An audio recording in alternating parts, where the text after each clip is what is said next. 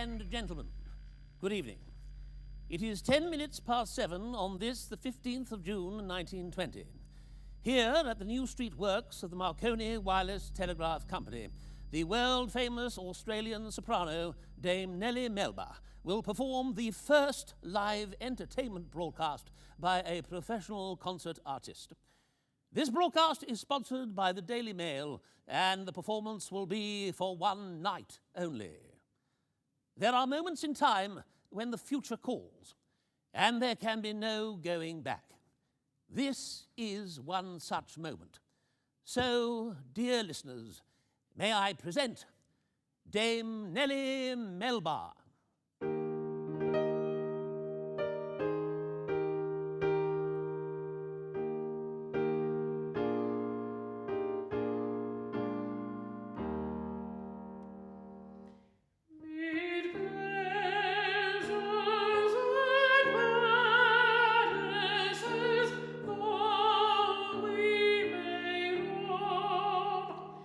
Be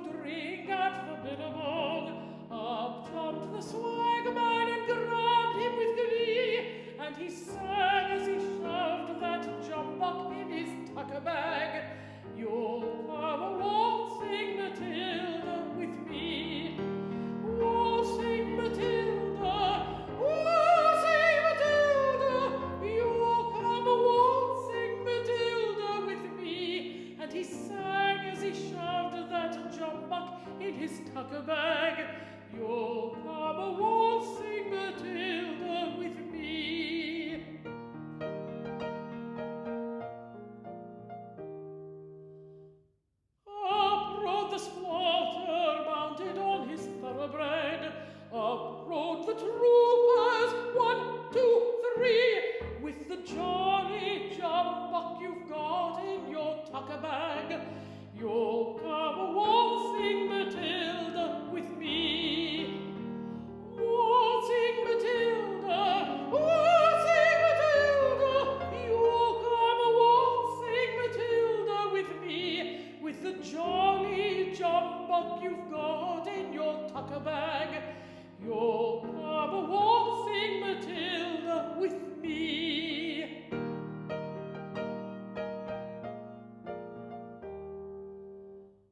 Up jumped the swagman and sprang into the billabong. You'll never catch me alive, said he, and his ghost may be heard as you pass by that billabong. You'll come waltzing, Matilda, with me.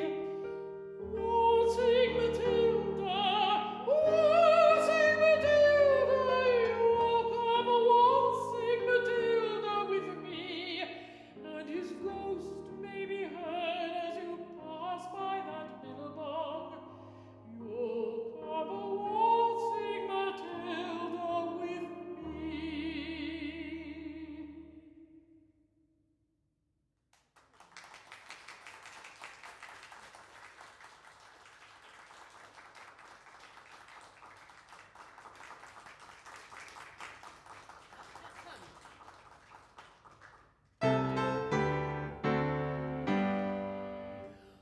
God save our gracious King, long live our noble King. God save the King. City victorious, happy and glorious, long to reign over us. God save the King.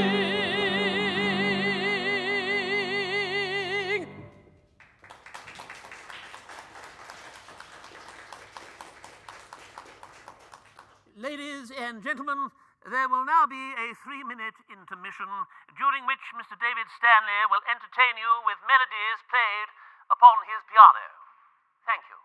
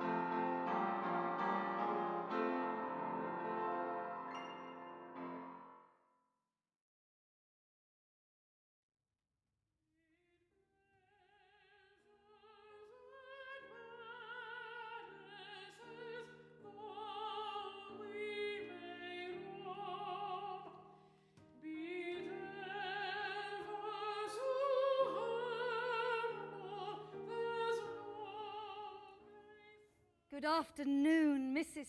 Sayer. It's so nice to meet you, and welcome to the museum. Can I call you Winifred? Of course you can. Thank you so much for the car. My pleasure. I just wish we could have met you in your original concert room in the Marconi New Street factory. But it was knocked down in the 1980s. They told me. I wouldn't worry about it. It was a dreadful room. Just an old packing shed. But it was the room in which you and the Marconi engineers made history. Yes, so they say. But it seems like 100 years ago. 1920 at least. So you must recognize this.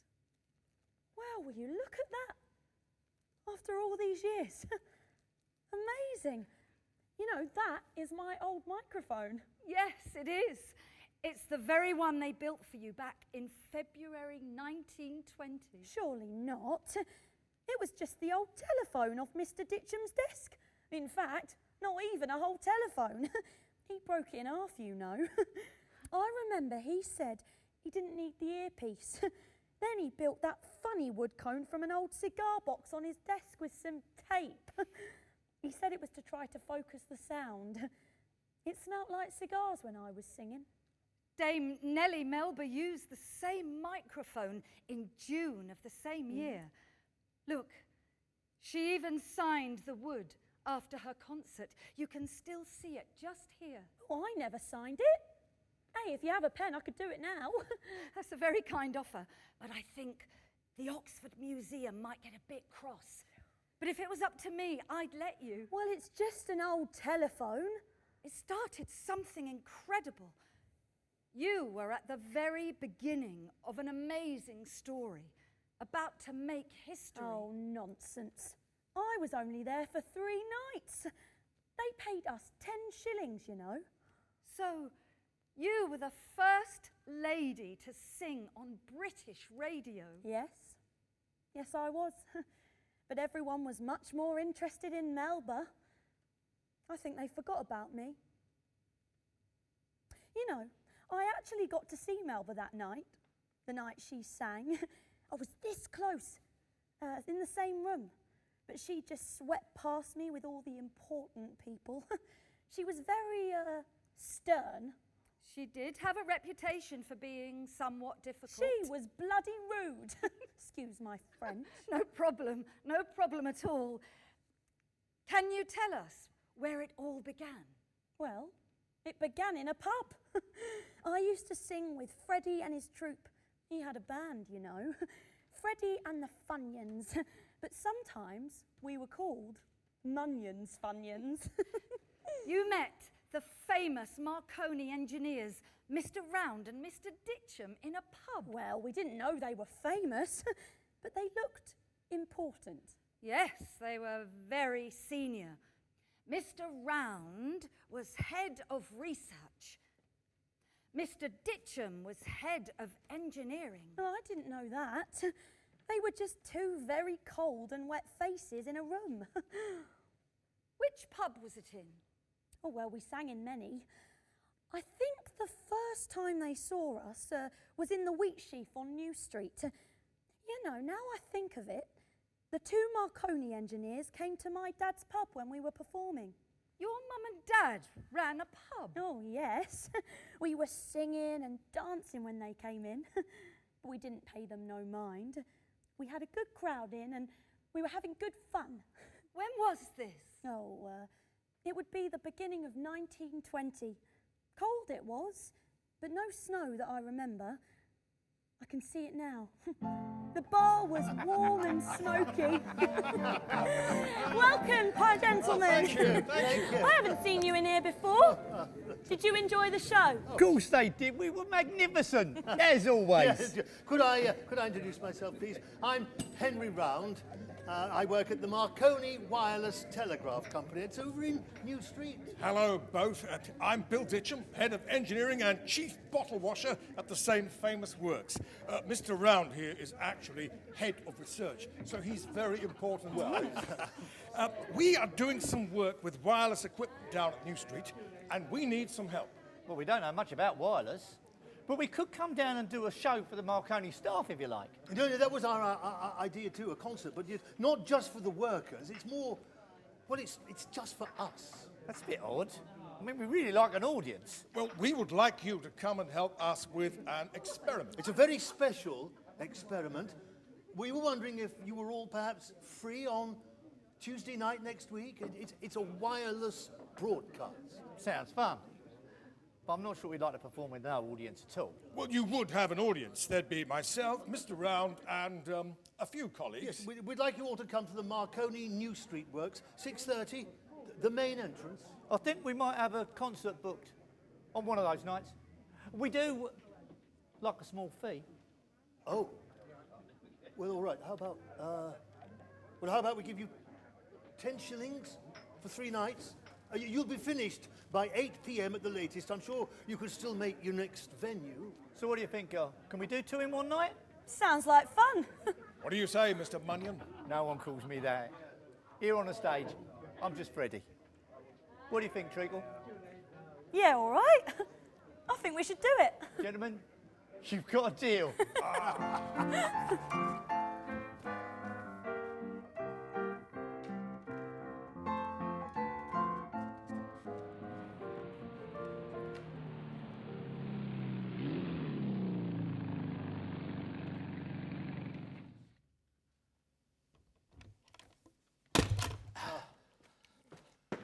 Good Lord, if it's not Captain Henry Joseph Round.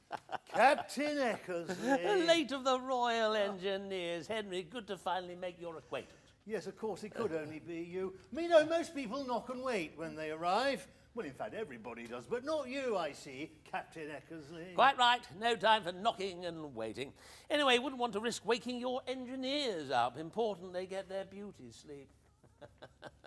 So, Captain Round, well, aren't you going to say welcome to Chelmsford? Welcome to Marconi's? No. Oh, I say, old man, I hear they just gave you the MC for your vital secret war work. Well played. Look, I'm not stopping. I've just come to say hello. I'm actually on the scrounge for some bits. No surprise there, then. Look, I bet everyone heard your wretched motorcycle coming all the way down New Street. I have warned stores to lock everything portable away. By all accounts, they ought to lock up their daughters too. The rest I'm having chained down. Yes, valves or daughters. Captain Eckersley, you might as well head straight back to your little hut in Writtle. You go and be with your manic band of pirates. Please, just leave us now, will you? And empty-handed would be best. Oh, that's the spirit that won a war, old man. So, where is Uncle Bill Ditcham? Rumour is that he has some of his special MT4 valves going spare, whether he knows it or not. By coincidence, my sidecar has just enough space to squeeze a few in. Mr. Ditcham. Bill, old man. There you are. I was just coming to find you. Well, I was just trying to hide from you. Not very well, is it, fact? No, come on now, gentlemen. Don't be like that. We are all in the same game now. Always had a soft spot for all you ex-army chaps. Can't you take anything seriously? Do you know, they're calling it the Great War. Nothing great about it. Well, anyway, Henry, they gave you a nice medal and some cash. Enough said, Peter, about Mr. Round's medal, I mean. Oh, just bloody well deserved. First-rate work. Anyway, I've been exiled to an old ex-army hut in the muddy field at Writtle. It's my design and research department. Big things can happen in little huts. Yes. Yes, I understand Mr. Bungay is your manager. God help him. Yes, he wrote the standard textbooks on wireless telegraphy, but telephony is a whole new game.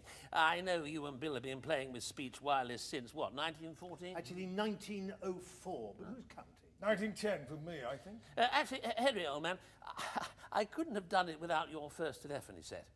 There were some great ideas hidden in that little box. Just needed some special Eckersley touches. Anyway, chaps, yes, I've come to have a quiet word. I hear you are building a transmitter that will generate 15,000 watts. Now, that really is breaking all the rules. Personally, I love it, but actually I've come to kick and scream and try to get you to perhaps turn it down a bit. What? Turn it down! Well, in simple terms, your speech experiments are causing all manner of problems, primarily to Croydon Airfield. This is all meant to be a private signal test for our stations. It's nothing to do with you. Understood, sir. Just a quiet word to the wise. The interference is annoying a lot of important people. Army, Navy, Air Force, to name but three. Anyway, your call, of course. Right, got to dash. Good to meet you both. Captain Eckersley drives me mad. The trouble is, he's far too clever, probably for his own good, but, you know, he could be right. No, doubtful. Hey, the valves that were on my bench. Eckersley's made off with them. Damn his eyes.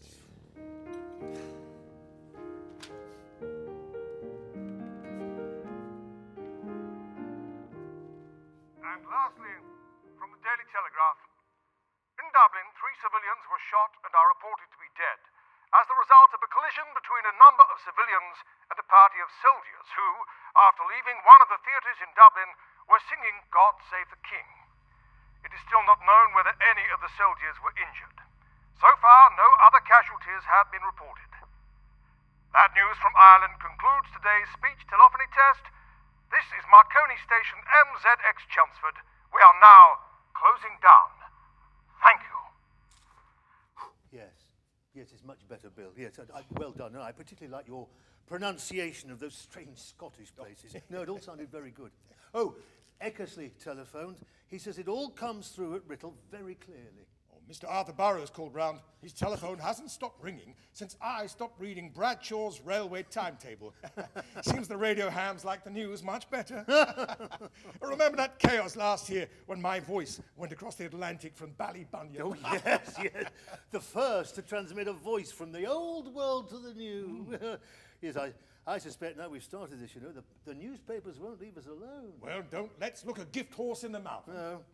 Peter Eckersley will throw a purple fit if his Croydon air traffic system gets flattened again. Well, he didn't like our 6 kilowatts. 15 kilowatts could be interesting. Well, let's cross that bridge when we come to it, eh? Don't forget, we've got that singing group coming in tonight.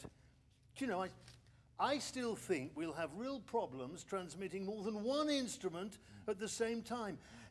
Do you think, it might be safer just to transmit the singer's voice on its own, like a cappella? Gentlemen, what a stir you've made.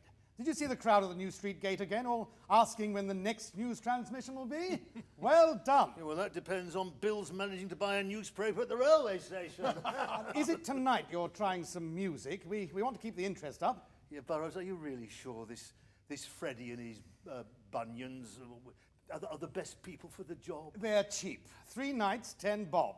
Your news transmissions have started something important, but we have to keep pushing on to new things. Yes, but are we ready?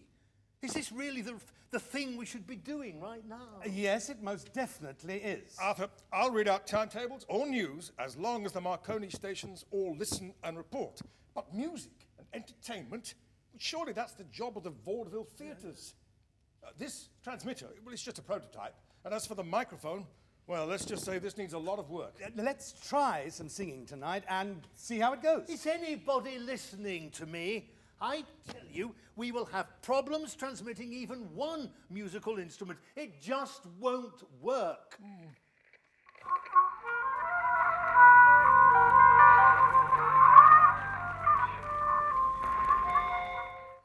Well, the piano won't transmit properly. Did you hear the clarinet? The oboe? They all make the transmitter howl. Well, we've promised Burrows a concert of some sort. We even tried a violin, and I swear it sounded like a cat being fed through the mangle. So, are we ready? What's the news? Well, it's good news and bad news, Arthur. The good news is the transmitter is working well. And the bad news? We can't transmit music. The microphone won't do it. After all, it's just a part of the telephone from my desk. Oh, so don't bother to call me. No, it works fine with the voice. That's no surprise. That's what it's designed for. But it won't entertain anything that resembles a musical instrument. But I have the press all Mr. primed Ditcham? and Mr. Ditcham? Yes? It's me, Winifred Sayer. We're the singers. Well, I am the singer. My dear, hello again. Welcome to Marconi's New Street Works. Oh, may I introduce Mr. Arthur Burrows, Publicity, and of course you've met Captain Henry Round, Research. Evening all. Hi, Winnie. Right then, what's all this about, this radio lark? Is it the same stuff as I heard in the trenches? Well, it's more or less. It's just a lot more power. That's right. Tonight we are going to send the sound of your voices and hopefully even your instruments into the air by the means of the transmitter. Well, how far can it go? Well, that's a really good question that we're trying to discover tonight. We're also trying to work out if we can actually transmit a singing voice and then try out various instruments. We did a short experiment this afternoon and it didn't work very well. No. We've asked all our stations all over the world to listen tonight and for the next 2 nights, and they'll tell us by telegram if they hear us, well, you, and how good and clear that signal was tonight. But it's purely an experiment. We want to calmly broadcast to many hundreds of people. Over the past few weeks, we've been doing some testing with Mr. Ditchem talking and reading the news, but see, neither of us can sing or play. So it's time to bring in the professionals, well, so to speak. Why, thank you, kind sir. Did you say hundreds? Well, that's a lot of people. We only get 40 at best at the wheat sheaf. Sorry about the hum, by the way. That is the generator next door. After a while, you won't notice it. Anyway, this transmitter will turn your voice into radio waves. Now, you will be singing from here, and tonight, with a bit of luck, we are going to make a little bit of history. Yeah, Mr. Munyon, tonight, I'm afraid, we will only be transmitting the singer, and you and your band, though, you're more than welcome to watch. Yeah. We will still get paid, won't we? Yes, of course. Now, Miss Sayer, I do apologize for the surroundings. Now, if you could just step a little closer to the microphone, and when you're ready, give us some notes at the level you would normally sing. Sometimes. No, wait, sorry, wait. No, just wait until I tell you. Don't worry now. Just sing anything you're comfortable with. A nice long trill would be good. Yes, that's very good. That's Miss Sayer, that's very good. Please keep singing. Sing some other notes for me.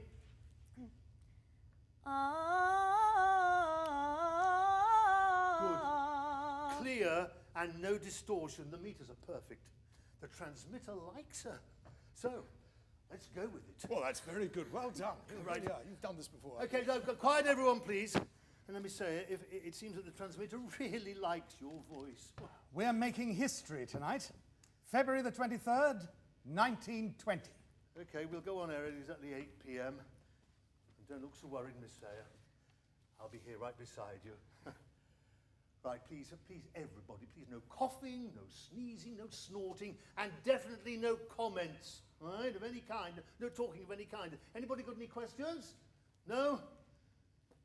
Very good. And let's begin.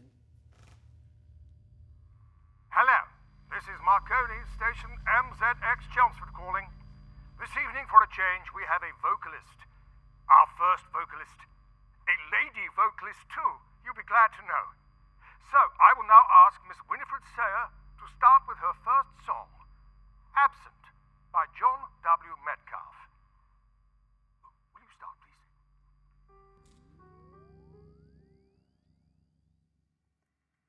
Sometimes between long shadows on the grass, the little truant waves of sunlight pass.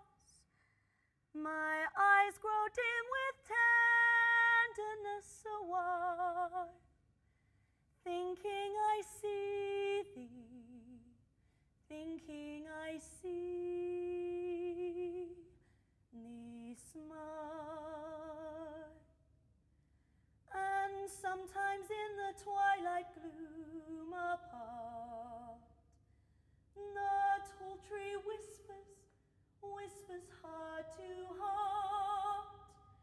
From my fond lips the eager answers fall, thinking I hear thee, thinking I hear thee call.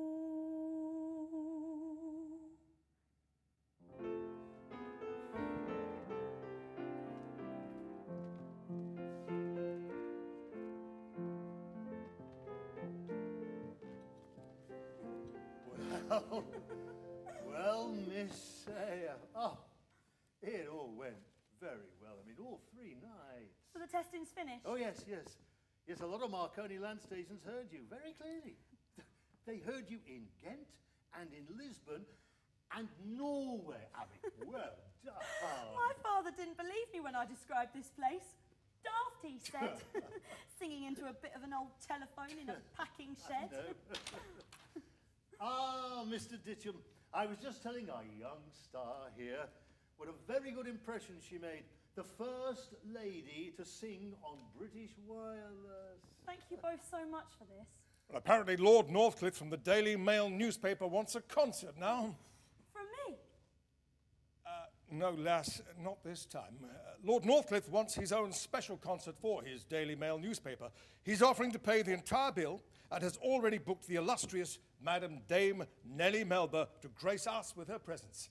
Oh, when? The 15th of June, this year, 1920. I know what year it is. Does Burrows? Apparently the old boy's beside himself with excitement. Melba? Really? Can't believe it. Coming here in June. Oh, so, less than 2 months to organise it. Well, new transmitter, new audio, new studio, and one more step for Burrows towards his British broadcasting system.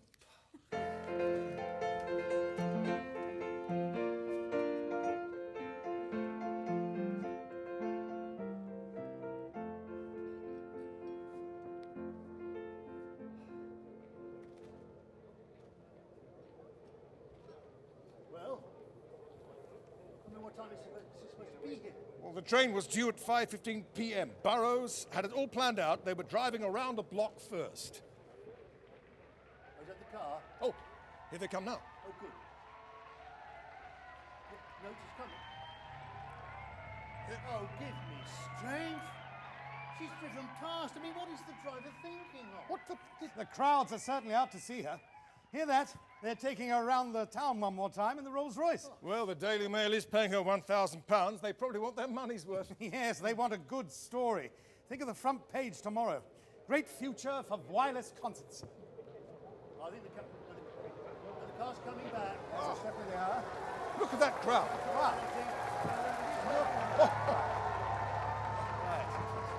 What for that? Get ready, gentlemen. How wonderful you're here, Madam Melba. Is this it?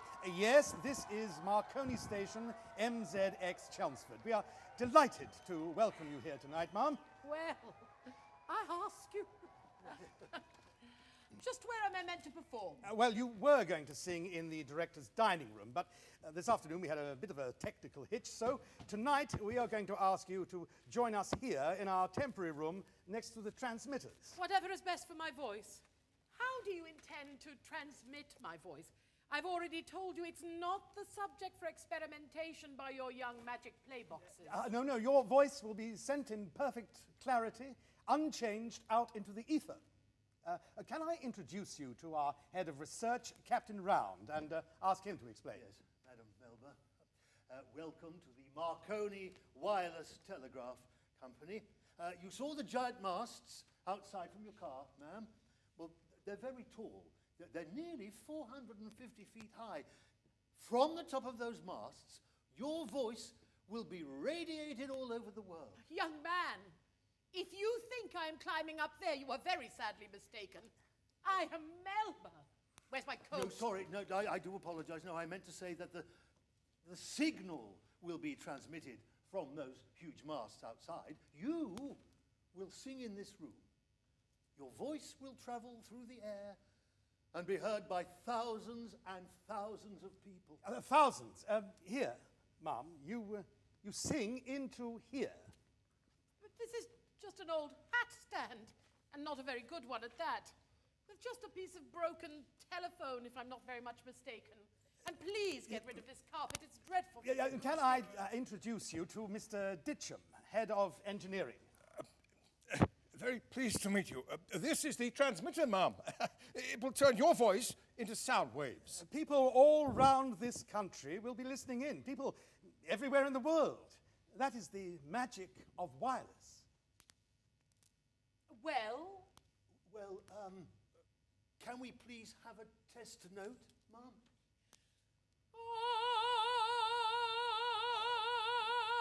Madame Melba, could I ask you to stand just a bit closer to the microphone? Thank you.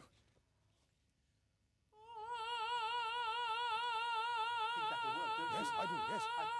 Very good, yes, good Lord. Wonderful. Yes, that'll go very well. Thank you. It'll go. Yes. Do you think Oh, yes? quiet, everyone, please. Right, Madam Melba, we'll begin in a few seconds. So, 10 seconds, 9, 8, 7, everybody ready? 4, 3, 2, silence. Hello. This is the Marconi Wireless Company in Chelmsford, England. Station MZX calling. Tonight, Dame Nellie Melba, the world-famous opera prima donna, is going to sing for you. First in English, then Italian. You will be listening to her sing on the wireless for the very first time ever. I apologize that we don't have any control over the atmosphere, but wherever you are, it is my great pleasure to introduce Dame Nellie Melba.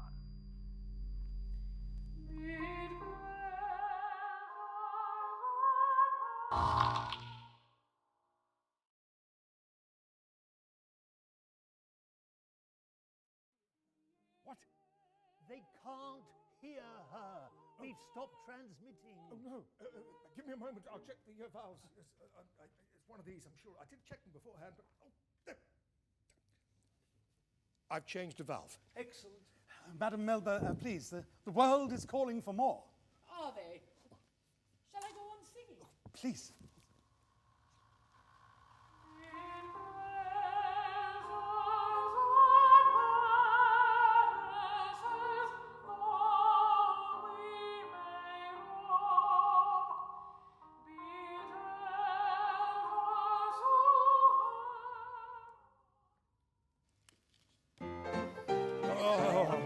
What a relief, what a relief.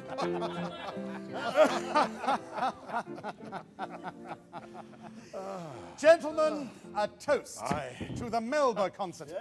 How far did the signals reach? Do we know? Oh, yes. Melba was heard all over Europe, and in Iran, and Iraq, and America. Even Basil Fisk in Australia heard as well, more or less. I think this is the start of something really big. Yeah, did we wake up our American cousins? Hope so.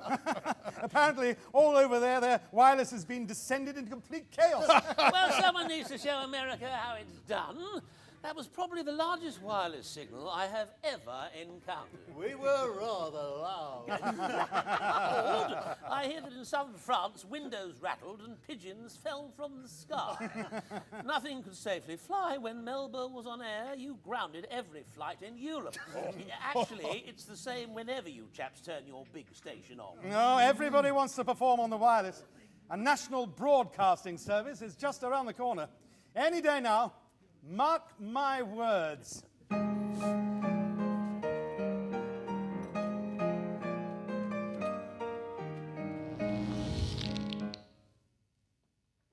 They've closed us down. It's all over. I just can't believe it. The Postmaster General, the MP, the Right Honourable F.G. Kellaway, he has closed our Chelmsford station down. No more concerts, no news, not even a railway timetable. Kellaway says it's got to stop. We are interfering with legitimate services.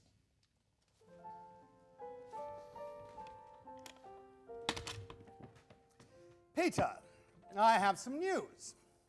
Ah, that doesn't bode well, Burrows. So, who is cross with me now? No one this time. It's been decided that you and your airborne wireless team here will be organising the first regular British radio broadcast station. It will have an official licence, schedule, advertising, everything. But, are you serious? Deadly serious. But Arthur, that's always been Chelmsford's job. Oh, since Chelmsford went off air, the radio amateurs campaigned and generally made a nuisance of themselves at the very highest level. Well, they've actually won. They have finally got their new broadcast station. No more one-off concerts, no more experimental equipment and temporary call signs. This is a bit of history in the making, and we are giving it to you. Now is the time. The time for British broadcasting. Well, so, what do you want us to do? I want you to do whatever it takes. Who knows where this can go? This is an amazing opportunity. Well, sounds more like an order, old chap. I tell you, if you broadcast, the people will listen. Look, all you little chaps really have to do is just light the valves. I'll handle the PR and all the content. It's a piece of cake. Yeah, come on, give me that paper, Arthur. Let me have a look. Hell's teeth! What, you want it by when? February the 14th? It's St. Valentine's Day. Yes. What? Are you mad, man? That's less than 2 weeks away. Sorry, but that's the date the license starts. The advertising press release has already gone out. You have to be ready. I really don't care how you do it.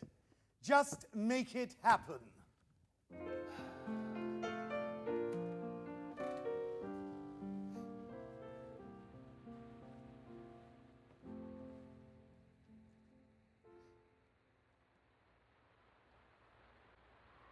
Hello, CQ. Hello, CQ. This is 2Emma Talk. 2Emma Talk. Hello, CQ. This is 2Emma Talk. 2Emma Talk. Riddle calling. So how was that? Any good? Huh? I thought it was good. What did you say? Huh? I was blasting? No. I don't think so. I blast a lot of them. So, hello, my dear friends. If you are sitting comfortably, let us begin. Are you ready to listen to Uncle Peter? I feel something very interesting is brewing. Of course, it might be the chips I just ate. It might also be the gin. Of course, it might just be the mixture. But here we go, ready or not. Listen carefully, my friends. This is going to be such fun because this is 2Emma Talk Riddle Calling.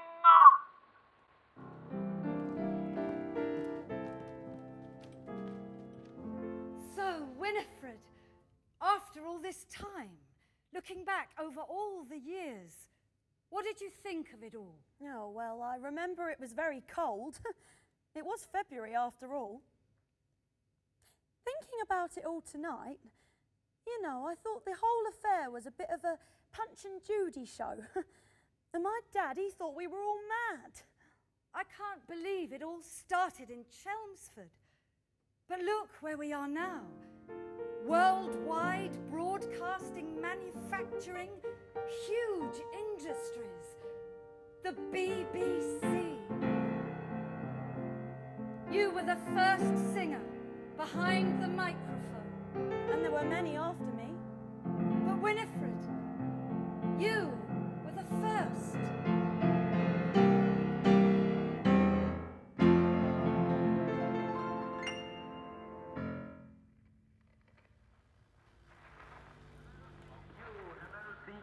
This is 2Emma Talk. 2Emma Talk. This is 2Emma Talk calling. Is that all right, Ed? Huh? Is it all right? You sure? You sure? What? I'm blasting. Hello, CQ. I'm blasting. You want a blast? I blast a whole lot.